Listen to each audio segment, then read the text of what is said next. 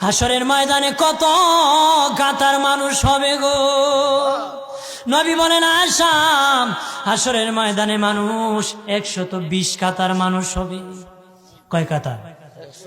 আয়েশা রে, হাসরের ময়দানে 120 কাতার মানুষ হবে। আয়েশা সিদ্দিকা বলেন ইয়া রাসূলুল্লাহ, ইয়া রাসূলুল্লাহ, আমি জানতে চাই আপনার রাসূলুল্লাহর উম্মত কত কাতার হবে?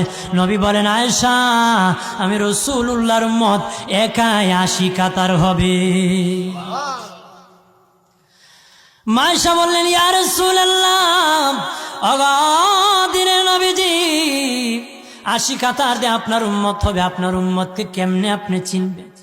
নবী বলেন আয়েশা রে, আমার উম্মতকে 3টা পরিচয় আমি চিনব। 1 নম্বর পরিচয়, আমার উম্মতের কপাল থেকে নূর চমকাবে, নূর চমকাবে। নবী বলে বাবা সাহাবীরাম, অসংখ্য ঘোড়ার মধ্যে যদি কিছু চান কপাল্লা ঘোড়া হয়, এইগুলা চিনতে বড় সহজ হয়।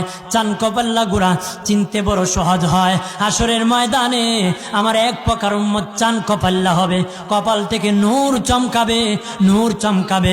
তখন আমি বুঝতে পারবো নূর চমকেওয়ালা তারা সবাই আমি রাসূলুল্লাহর উম্মত।